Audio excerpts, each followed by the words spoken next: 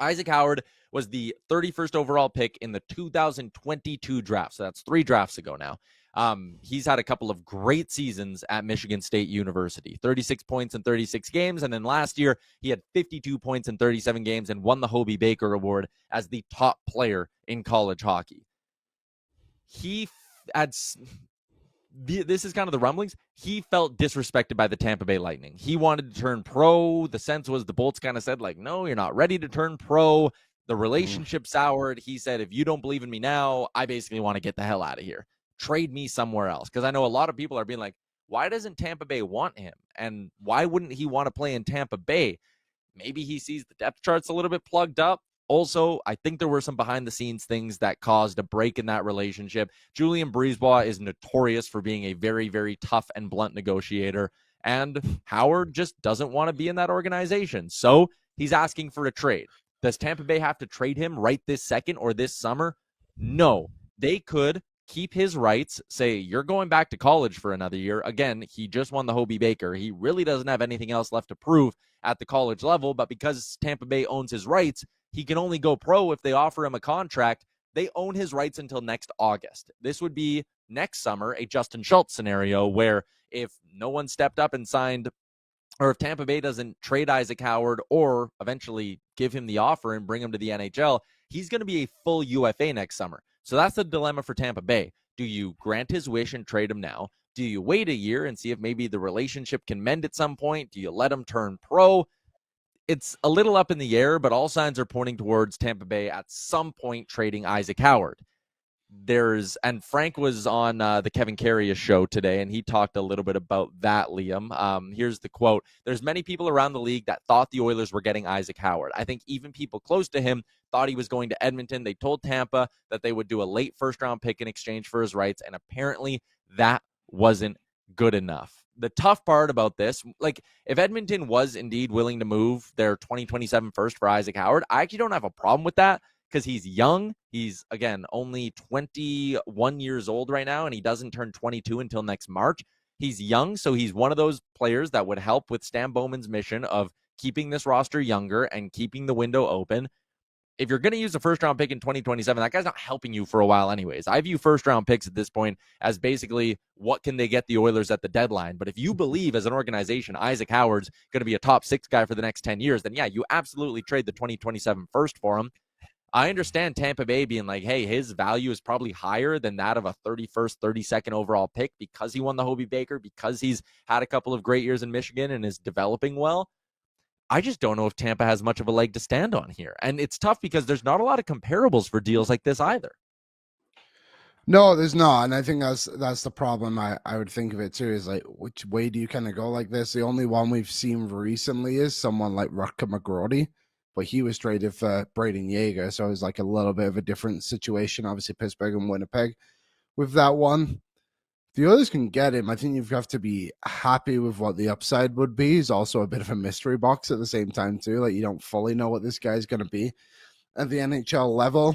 I think he's worth the risk because of how much offense the Oilers do need on their team and what he could become. But do you want a Savoy and Isaac Howard on your team? I understand how good both players could be, but you're relying on a lot of youth in that point, too. And I like him. I would give up a first-round pick for him. I think at some point Tampa Bay is just going to have to be like, well, a first-round pick, like what, like you're saying, like what can the Oilers get with their first-round picks?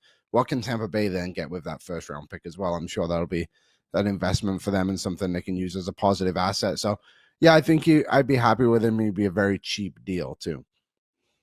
Yeah, and that's the other thing too, is if you think he's like immediate top 9 help for you right now, he's an ELC for the next couple of seasons. Yeah. He would help your cap picture tremendously. He could be, and I know it would cost a first-round pick, but like this could be your make good for Dylan Holloway in a way, is it not? Like, yeah. I'm not absolving them for letting Holloway walk. They should have matched on Dylan Holloway. That one's going to haunt you for the next decade plus. But maybe it just stings a little bit less if you can get a guy like Isaac Howard in the mix. McDowell said the way Frank said it on the show is it sounds like it's more Tampa Bay's arrogance that is getting in the way than anything else. So it's interesting. How tall is Isaac Howard exactly? Isaac Howard is 5'11", so undersized, shoots the puck like crazy though.